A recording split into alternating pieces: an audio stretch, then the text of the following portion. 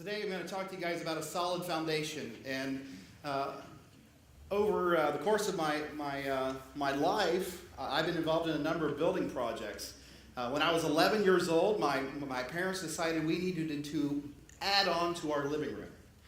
And so I remember going out with my dad, and we dug footers with a shovel and dealt with all that stuff. And as I got older, I was involved with several building projects for other churches, such as Lafayette.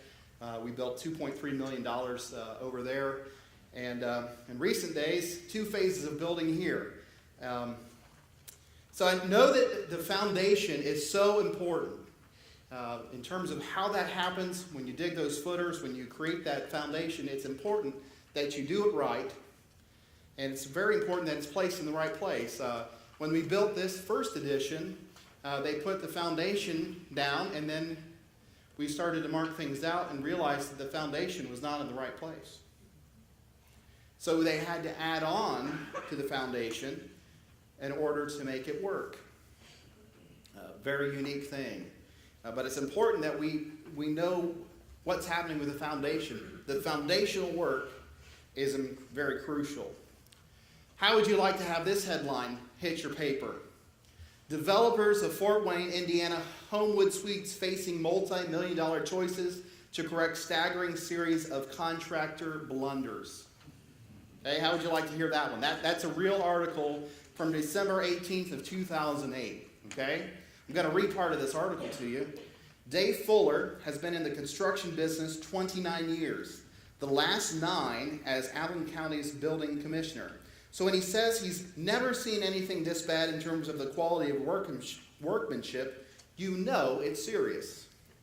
So serious, in fact, that his department in May shut down work on an 80-room hotel at West Jefferson Boulevard and Interstate 69, leaving the Fort Wayne owners with the multi-million-dollar choice of correcting a staggering series of contractor blunders or tearing the whole thing down and starting from scratch. How many of you would like to be sitting with that kind of decision? Either way, Scott Kramer expects a new Homewood Suites by Hilton Hotel to be open a year from now, by which time he hopes to understand how supposedly trained and licensed professionals could have spent $2.6 million of the original $5.4 million construction budget on a building that has sunk by as many as 5 inches on one end. If you want to get an idea of 5 inches, it's right about that much, okay? 5 inches. And may continue to settle unless something is done. So they have a problem. They call in a guy by the name of Jim McLean, a local structural engineer, to assess what went wrong. And he's produced a list of at least 14 design and construction deficiencies. 14 construction blunders.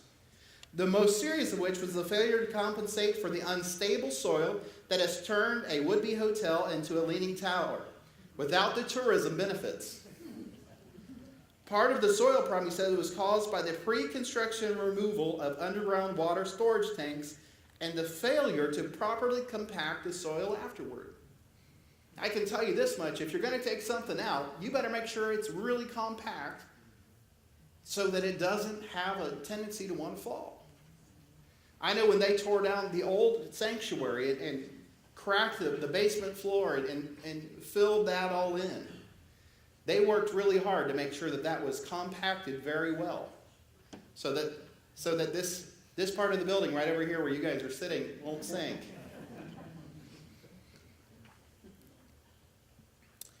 But other problems are not as easily explained.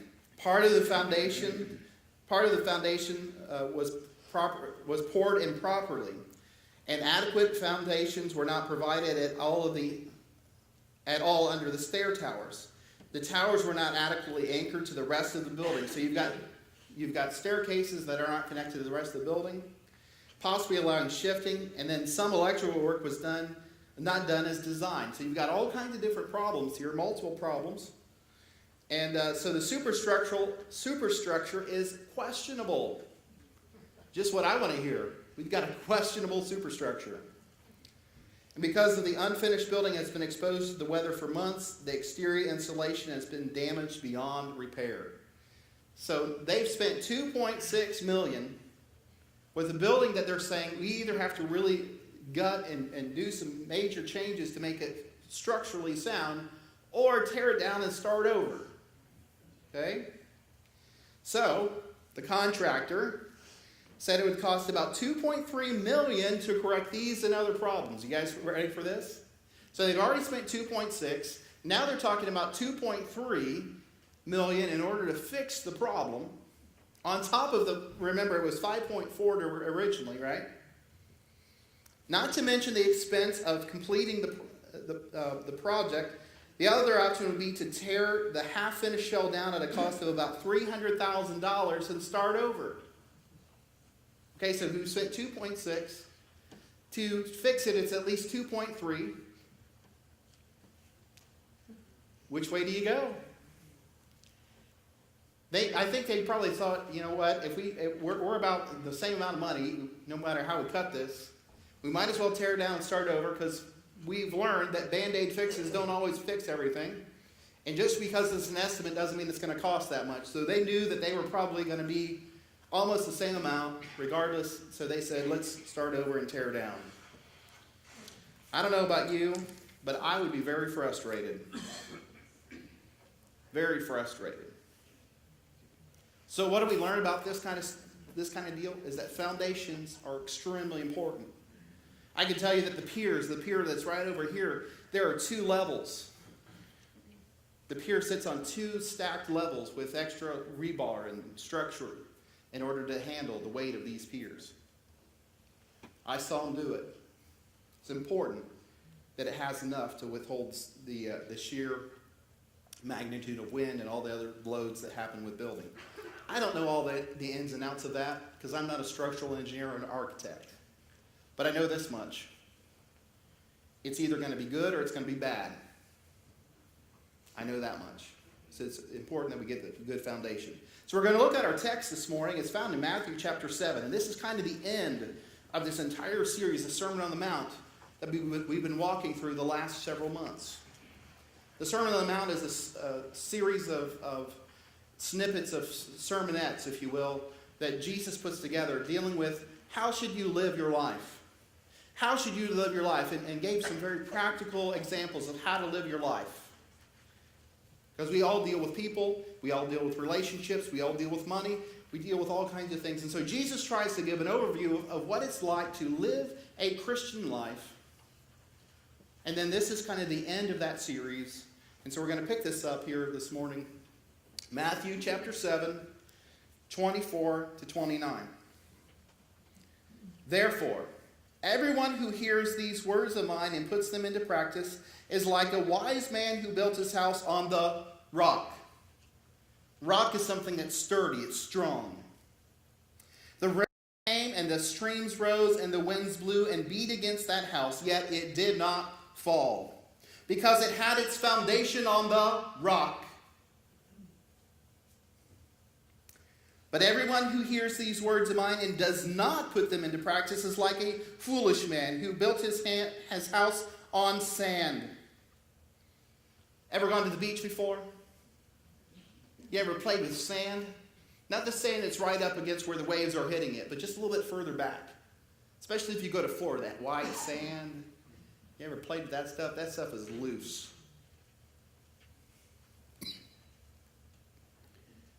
It's like a foolish man who built his house on the sand. The winds came down, the streams rose, and the winds blew and beat against that house, and it fell with a great crash. So Jesus gives us an understanding of foundation. When Jesus had finished saying these things, the crowds were amazed at his teaching because he taught as one with authority and not as the teachers of the law. This entire series has been trying to help us understand how to live our lives. One of the things Jesus is saying to us is it's about where your foundation. What's your foundation? Is it built on the rock or is it built on sand? I want to just kind of walk through some of the themes we've walked through over the last several months. Just so you can get a kind of a recap. Maybe you weren't here for some of those. One of the things we talked about is obedience causes us to stand out in the crowd. In other words, when we're living a life towards Jesus Christ, when we're being obedient to what he wants us to do, we're going to stand out. We're going to seem different. And that's one of the things that the Christian life asks of us, is to be different. But be different in a way that is wonderful and positive. Then he dealt with that issue of anger. I know there's not one person in this room that's ever gotten angry, ever. So this may not apply to you, but what we learned this was that unchecked anger leads to unresolved sin. We start to hold grudges. We start to deal with people. I don't like you because you did this to me. And when we don't allow we don't deal with it, it causes a lot of problems for us. Bitterness, rage. But when we check our anger, it leads to that resolution of anger. In other words, we find some way of dealing with those feelings and those emotions in a way that's God-honoring. Anger in and of itself is not necessarily bad. It's a real emotion. Jesus himself showed anger when he walked into the temple. It's about how we deal with it in a way that honors God. We talked about the fact that we struggle many times with things in our lives like lust. And whether it be lust of a woman or a man, the lust for money or the lust for something else. I mean, we all have appetites for something. And we talked about the fact that what catches your eye catches your mind. Or what catches your eye catches your heart, right? Guard it. Jesus says, be careful. There's going to be things that are going to try to entice you that aren't necessarily going to take you down the right path. I mean, because of that, you need to guard your eyes, guide your heart, guide your mind. Guard your mind. And he went on to say, let people see Christ. Let people see Christ and not you. In other words, don't put yourselves out in such a way that it's all about you. Let it be about Christ. Let your life reflect him rather than yourself and your selfishness. Remember, selfishness is the epitome of sin, right? Selfishness is what leads us to sin anyway. And so Jesus begins to help us understand. Let people see you and let people see Christ and not you. He dealt with the whole issue of prayer and how Jesus wants us to pray to him, be connected to him. And he gives us a model of prayer, right? We've all heard the Lord's Prayer at some point. Even if you've gone to a football game, you might have heard somebody break out in sharing the Lord's Prayer. And he starts to tell us that genuine prayer reflects a brokenness, a surrender of pride that leads to wholeness. Thy kingdom come, thy will be done, right? Then he started to deal with some of the issues that kind of keep us from having that strong connection with God. Money, stuff, treasures. He says, think about how you give and how you withhold. What you give to and why you don't give. And we learned this concept, we give of ourselves out of the love we have for God. How we give is a direct reflection of our relationship to God the Father. Are you selfish or are you unselfish? I don't know that I don't think anyone here worries about anything, so we might not have to worry about this next one, but devoting ourselves to God puts worry in our place. In other words, we don't worry about things because we're putting our trust in God. We talked about George Mueller, who had an orphanage, and how he trusted God for everything. And by doing that, he was able to really trust God for the big things, the little things, and God always provided for the children of the orphanage. And he saw God show up time and time again. The fact of the matter is, when we devote ourselves to God, when we put him first, we don't have to worry about every single thing. Now, it doesn't mean that we don't plan and we don't take things into being a good steward, but it means that we put our trust in the one who has the keys and the resources. We talked about prayer again and how we engage God in prayer. We experience the goodness of God and of others. In other words, prayer is not just between us and God, but prayer really it allows us to work between each other, working out our differences between one another. And he started to talk to us about the narrow road. You have an opportunity to choose the narrow road or the wide road. Jesus says, look, I know what's the best for you. The narrow road. The road that says, here is how to live. The wide road leads to destruction. The narrow road leads to life. And I pose the question, are you on it? Jesus was asking that same question. Are you on it? Are you on the road? Are you on the narrow road?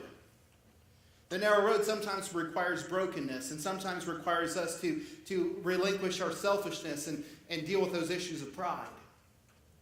See, Jesus is dealing with all those things that we all struggle with, right? We struggle with anger, we struggle with lust, and we struggle with whether or not we're going to get along with that person. And we're going to struggle with all kinds of things in our lives. And Jesus knows this, and he knows us because he was in the world with us. But he says, look, you don't have to do it alone. You don't have to do these things by yourself. I will be with you. I will guide you. I will help you.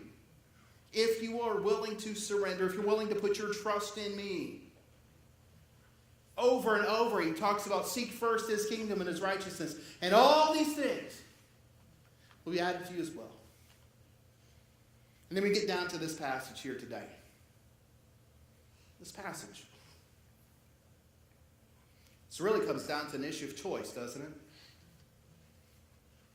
Are you going to build on the foundation of Jesus Christ? Or are you going to build on the foundation of ourselves or something else? See, Jesus gives us, we have, not just Jesus, but life gives us choices. Life gives us choices. Choices in terms of how we're going to deal with our anger. How we're going to deal with our sin. Every one of us has dealt with sin at some level. We all do things that are wrong. Sometimes we don't mean to. Sometimes it happens. Sometimes it's deliberate. We're being very stubborn. I'm doing this because I want to.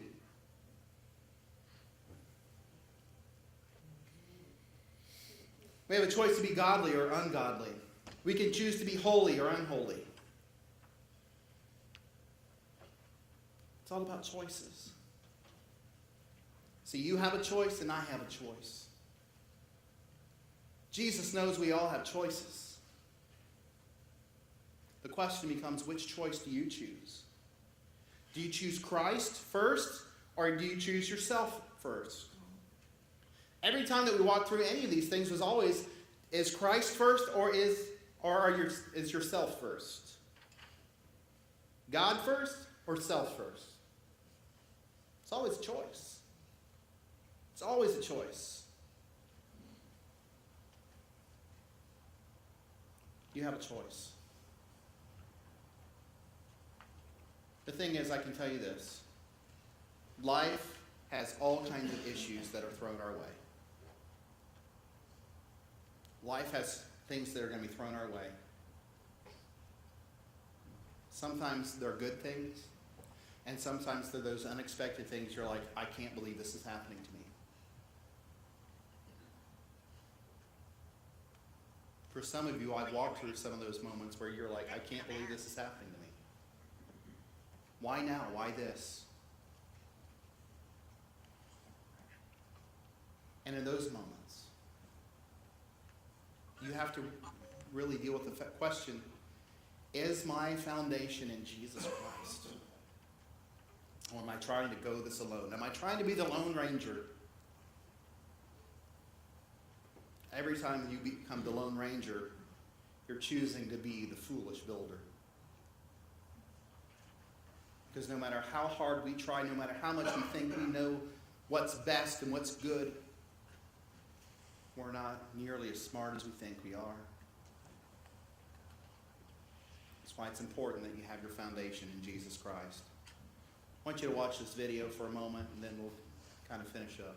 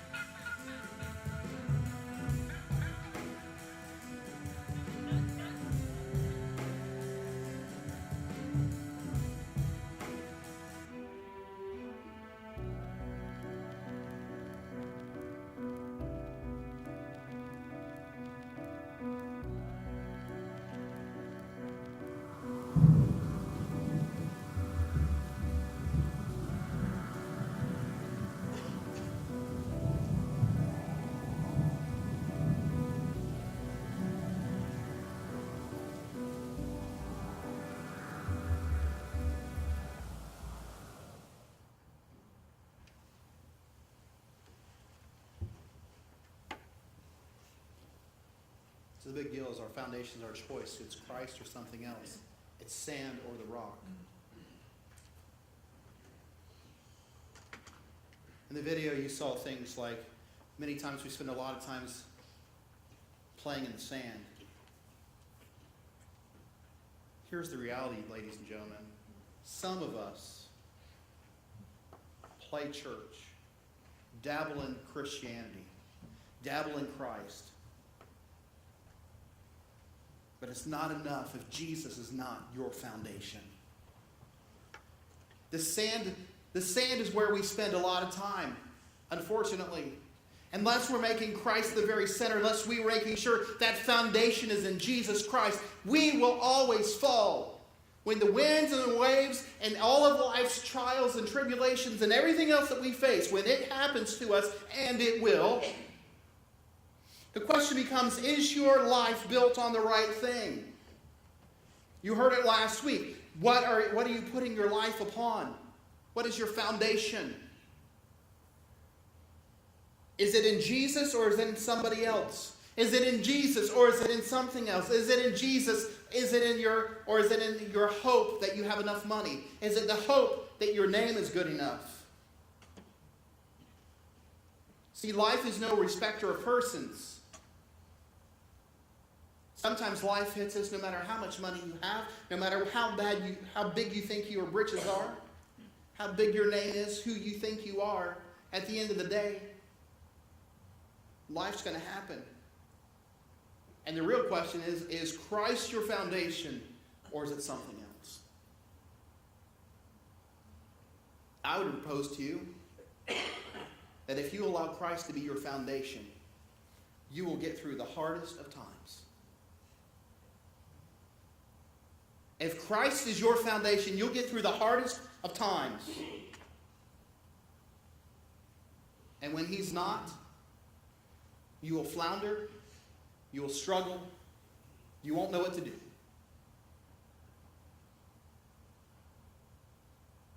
The first step to having a foundation in Jesus Christ is to allow Jesus Christ to be the very core of who you are.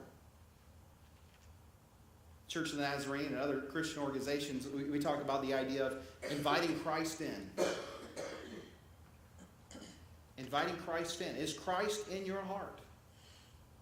If Christ is in your heart, let me tell you, the really good news is this. There is no condemnation for those who are in Christ Jesus. I don't know about you, but I get excited about that. That's good news, ladies and gentlemen. If Christ is in you, there is no condemnation. But if Christ is not in you, the opposite is true, right? There is condemnation. You are condemned. We find out that all have sinned and fall short of the glory of God. There's not one of us in this room that has not sinned. So you can look at your neighbor and say, you've sinned. And they can look right back at you and say, you've sinned.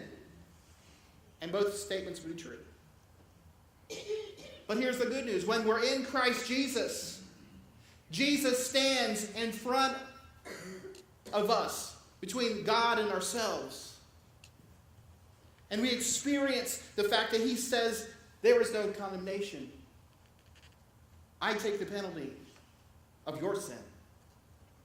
For your sin has been nailed to the cross, my cross, and you bear it no more. But it's not just a one-time deal, it's a continually, everyday choice. Do you choose Jesus or do you choose yourself? If you don't believe that, check out how relationships work. Relationships take work. Relationship with Jesus Christ takes work. But if you continue to commit your ways to Him, He will do it. He who is faithful will do it. Is your life built on the rock or built on sand? Maybe today you choose the rock. Maybe today you'd say, you know what? I've been living my life on shifting sands.